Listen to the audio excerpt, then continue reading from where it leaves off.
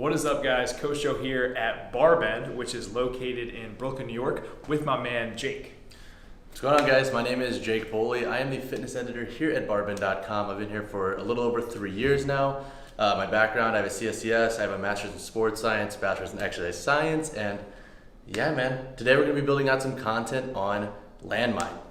Yeah, so as you guys know and you've been following me, documenting the journey of me getting into the sport of Brazilian Jiu-Jitsu, I'm just trying to find some different training modalities to implement in my programming, and he had this awesome idea. I've actually never covered the landmine press on my channel before. He's all about it, so he's going to take us through basically how to set it up. We're going to go through a push, pull, leg, and some core and rotational work, giving you guys 5 kick-ass exercises to just be a lean, mean, strength machine, right, dude? Let's do it. All right, so one of the issues that people run into with landmine exercises is finding the best way to set it up. So if you're not in a great gym that already has the implement, you don't want to jam the barbell into a corner, especially if that's a concrete corner, and chip up the barbell in the corner, because I guarantee you there are going to be people coming after you if you do that. So there are a couple different ways you can set it up. One way is just having the barbell down and putting a plate over it, but one way that I prefer is actually using 2 dumbbells. And granted, this only works if they are rubber capped, using them as a caddy corner. So taking 2 dumbbells, positioning them as so. So basically what we're gonna do is try to create like a made up corner right here, right? So that's where we're gonna put the barbell. So when we go to set up, that barbell is gonna fit into here. And now it's not gonna be a perfect fit every time, but trying to create that diagonal angle with the dumbbells will generally keep that barbell pretty safe. So again, this works for rubber cap dumbbells. If you don't have those readily available, we'll show you a quick optional way to set it up really fast.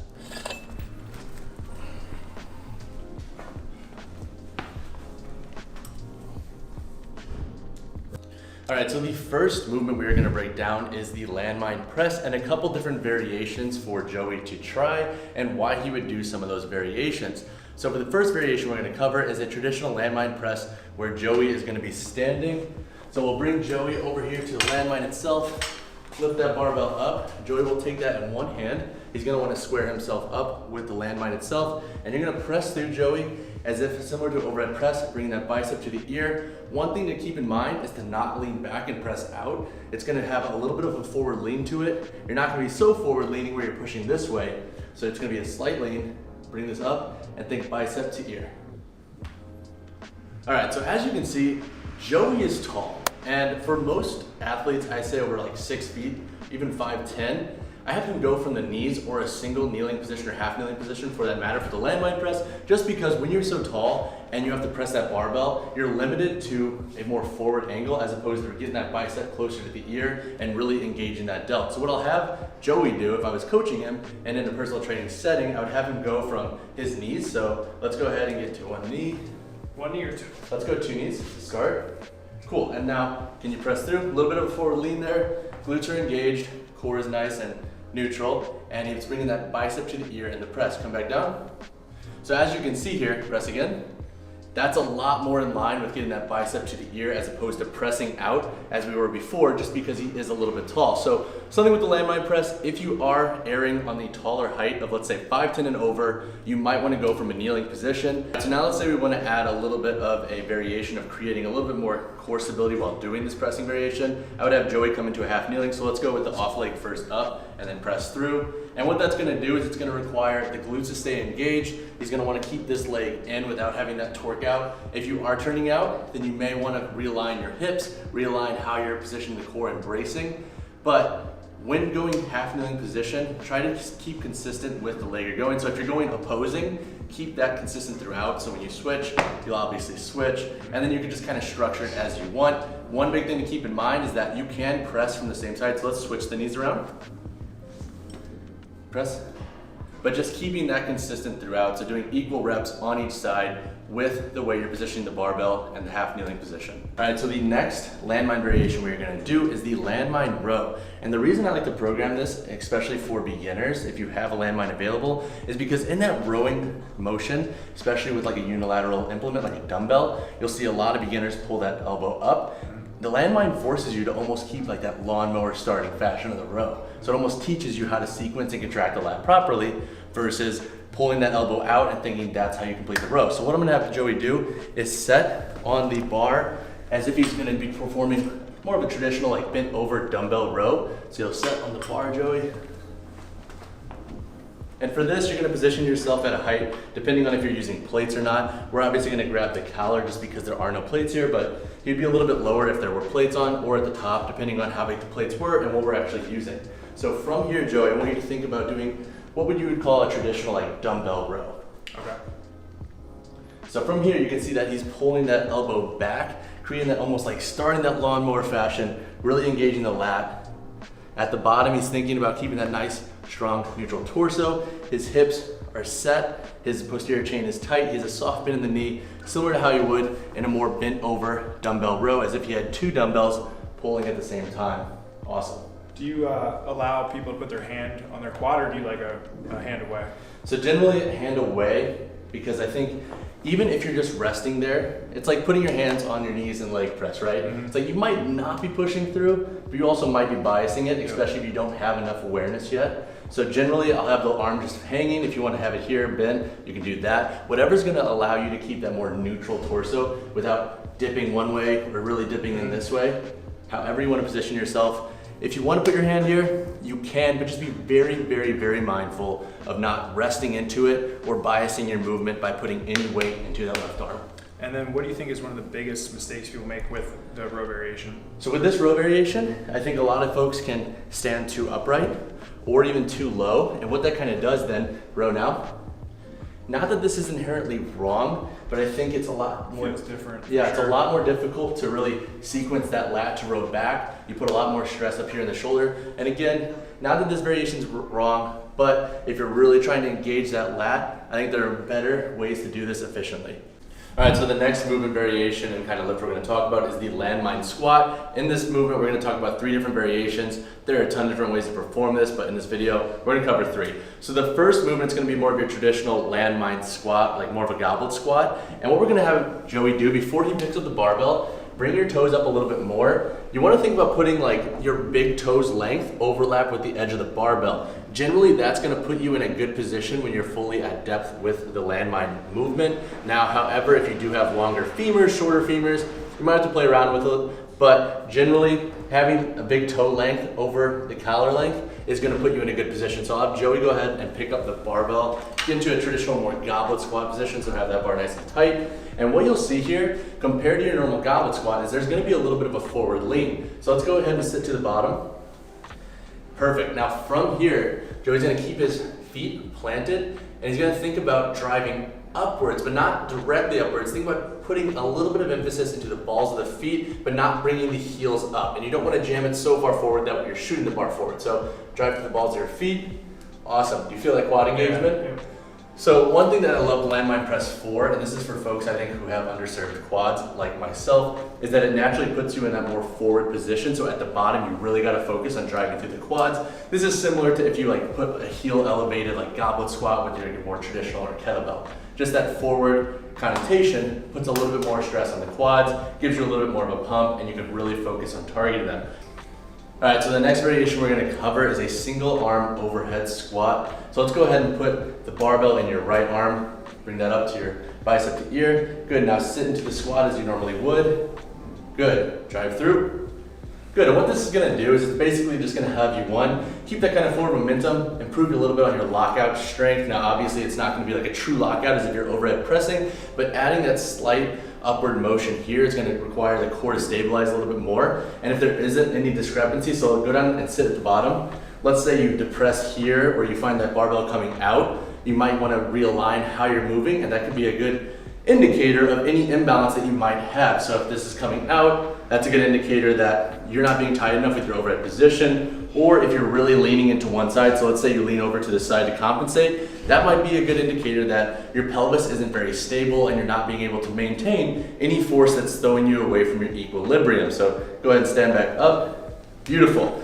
All right, the final landmine squat variation is going to be the split squat, and nailing this comes down to your overall setup. And again, there might be some discrepancies based on how you're built. We're not all built like Joey, unfortunately, but to have him get into position, I'm going to ask Joey to kind of keep in mind with his split squat position and how he normally positions, and I want him to think about putting that barbell in the middle of what his normal stance would be. So go ahead and get into position. So he's about like I would say a foot in between his feet. So he's gonna put that barbell in between, and then he's gonna bring that front foot up to the point to where the edge of the barbell is in line with his heel. And now from here, Joey's gonna go ahead and put that into a goblet squat position, and then go into a split squat, beautiful, and come up. And I want him to think about really driving through the quad and kind of that ball of the foot at the bottom, similar to how we did the other squat variations. And something to keep in mind here is there's gonna be a little bit of a forward lean naturally. So don't load the bar to a point where it's too heavy to go to the bottom. Shoot your hips back and then come up.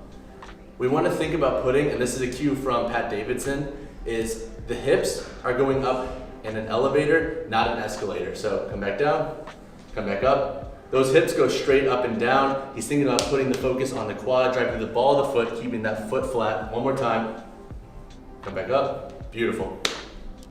All right, so we have 2 more exercises, and they're both rotational exercises, aka a very underserved movement pattern in my opinion. For this one, we're gonna be doing just a more traditional landmine rotation. So we're gonna have Joey go ahead and pick up that barbell in a standing position. His feet are gonna be about hip to shoulder width apart. He's gonna have a slight forward lean to the barbell itself, and he's gonna have that elbow crease thinking about like at a little bit bigger than a 90-degree focus. So bring him down just a little bit more, boom, right there, perfect. So you don't wanna have this too tight in. You also don't wanna be fully extended. So 100-degree elbow flexion is usually a pretty good bet. So now from here, Joey's gonna think about dropping that barbell to one side, similar to if he's doing like a Russian twist on the ground. So go ahead and drop it to one side, good. Bring it back up. So what he's gonna be thinking about, as opposed to just mindlessly turning, is the obliques are gonna be controlling this movement. It's not a movement to where you're dropping your shoulder and bringing it up. So you're coming down, letting the oblique do the loading. Good, bring it up.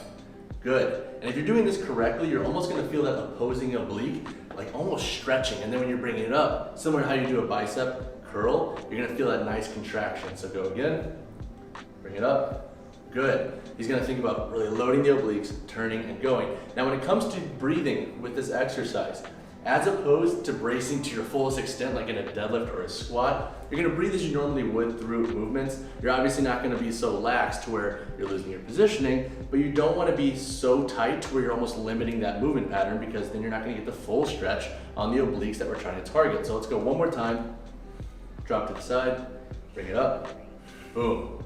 Go again, boom. And a useful cue to think about when using this is like, think about being in control of like if you had to whip the barbell. Power is control. Don't obviously get reckless to where you're throwing yourself out of position, but you want to think as if you're trying to really get that barbell like out of stuck mud while being controlled. All right, so the final rotational exercise we're gonna do is gonna be definitely more complex in nature. And if you haven't really got the sequencing down of like, let's say an upright row and a press, definitely focus on those before implementing this in. But if you feel like you're ready, definitely give these a try. They're a dynamic movement. They're gonna integrate a lot of different muscles, and they're gonna be great for your proprioception. So to have Joey get set, we're gonna think about putting this inside foot in line with the edge of the collar. He's gonna take that more like hip width, shoulder width stance. He's a little bit wider, so he's about shoulder width. He's gonna bend down and pick up the barbell right about in the middle of the collar here. And so what he's gonna do is then get into like a nice soft knee bend here. So now from this position, Joey is gonna row this up as if he's doing an upright row. And as soon as that barbell gets to like that lower pec range, you're then gonna do a handoff with this arm. So handoff, good. And then he's gonna think about driving through the arm, pressing that bicep to the ear, and he's gonna rotate the feet with the barbell. He doesn't wanna keep the feet obviously facing forward. He wants to go with that bar. Come back down to your starting position. Boom, hands it back up. Let's go slow-mo really fast to show everybody what this kind of looks like in action. So upright row, mid-chest, grabs, press, rotates the core. And basically, similar to the barbell rotation we just did, or the landmine rotation we just did, he's gonna think about loading the obliques here, upright row, hand off, finish, driving through that bicep to the ear, and really thinking about keeping that core engaged, using that oblique to really drive through the press and rotate the feet. One thing to note is that there's never a point when he's not making contact with the barbell. So go again, slow motion. It's a handoff, and he's finishing it. He's not floating the barbell up and grabbing it. It's all sequential. It's all making contact the whole time. And when you come back down, go one more time. Something to note is that, come back down to your normal position. Watch the feet here. They're gonna rotate with the barbell as well. So The feet are gonna rotate with the barbell going up, and they're gonna rotate the same way coming back down to that starting position. All right, so first off, thank you, Jake, for giving me the rundown of some exercises that I can do with the landmine. I'm curious, I'm sure the viewers are curious, sets and rep wise, what are we thinking for these exercises? Also, the benefits or why we would use the landmine. What are your thoughts on that? Yeah, so generally for landmine movements, I'll put them more as like a first or second accessory after a main compound movement.